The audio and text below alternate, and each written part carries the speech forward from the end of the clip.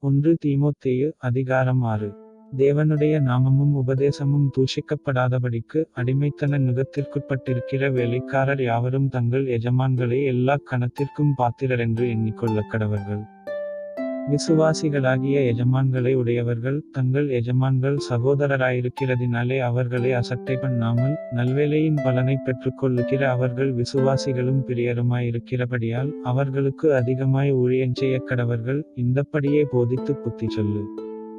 ஒருவன் நம்முடைய கர்த்தராகிய இயேசுகிறிஸ்துவின் ஆரோக்கியமான வசனங்களையும் தேவபக்திக்கேற்ற உபதேசங்களையும் ஒப்புக்கொள்ளாமல் வேற்றுமையான உபதேசங்களை போதிக்கிறவனானால் அவன் இருமாப்புள்ளவனும் ஒன்றும் அறியாதவனும் தர்க்கங்களையும் வாக்குவாதங்களையும் பற்றி நோய்கொண்டவனுமாயிருக்கிறான். அவைகளாலே பொறாமையும் சண்டையும் தூஷணங்களும் பொல்லாத சம்சயங்களும் உண்டாகி கெட்ட சிந்தையுள்ளவர்களும் சத்தியமில்லாதவர்களும் தேவபக்தியை ஆதாயத்தொழிலென்று எண்ணுகிறவர்களுமாயிருக்கிற மனுஷர்களால் உண்டாகும் மாறுபாடான தர்க்கங்களும் பிறக்கும். இப்படிப்பட்டவர்களை விட்டு விலகு.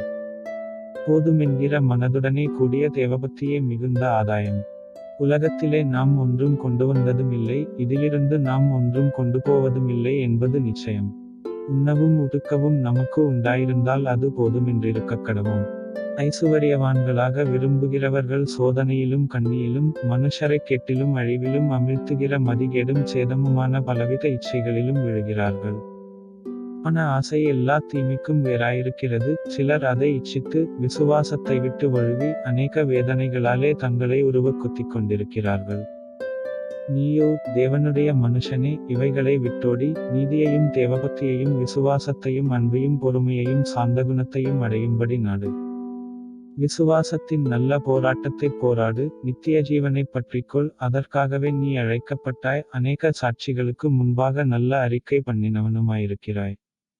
நம்முடைய கர்த்தராகிய இயேசு கிறிஸ்து பிரசன்னமாகும் வரைக்கும் நீ இந்தக் கற்பனையை மாசில்லாமலும் குற்றமில்லாமலும் கைக்கொள்ளும்படிக்கு எல்லாவற்றையும் உயிரோடிருக்கச் செய்கிற தேவனுடைய சந்நிதானத்திலேயும் பொந்திய பிலாத்துவின் முன்னின்று நல்ல அறிக்கையைச் சாட்சியாக விளங்கப் பண்ணின கிறிஸ்து இயேசுவினுடைய சந்நிதானத்திலேயும் உனக்கு கட்டளையிடுகிறேன்.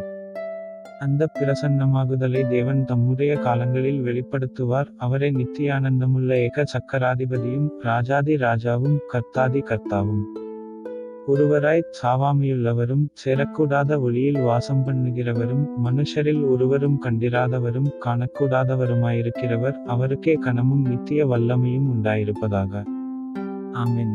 இவ்வுலகத்திலே ஐசுவரியமுள்ளவர்கள் இருமாப்பான சிந்தையுள்ளவர்களாயிராமலும் நிலையற்ற ஐசுவரியத்தின் மேல் நம்பிக்கை வையாமலும் நாம் அனுபவிக்கிறதற்கு சகலவித நன்மைகளையும் நமக்கு சம்பூரணமாய் கொடுக்கிற ஜீவனுள்ள தேவன் மேல் நம்பிக்கை வைக்கவும் நன்மை செய்யவும் நற்கிரியைகளில் ஐசுவரியவான்களாகவும் தாராளமாய் கொடுக்கிறவர்களும் உதாரகுணமுள்ளவர்களுமாயிருக்கவும் நித்திய ஜீவனை பற்றிக்கொள்ளும்படி வருங்காலத்திற்காக தங்களுக்கு நல்ல ஆதாரத்தை பொக்கிஷமாக வைக்கவும் அவர்களுக்கு கட்டளையிடு. ஓ தீமோத்தேயுவே, உன்னிடத்தில் ஒப்புவிக்கப்பட்டதை நீ காத்துக்கொண்டு சீர்கேடான விண்பேச்சுகளுக்கும் ஞானமென்று பொய்யாய்ப் பெயர் பெற்றிருக்கிற கொள்கையின் விபரீதங்களுக்கும் விலகு. சிலர் அதை பாராட்டி விசுவாசத்தை விட்டு வழுவிப்போனார்கள். கிருபையானது உன்னோடே கூட இருப்பதாக. ஆமென்.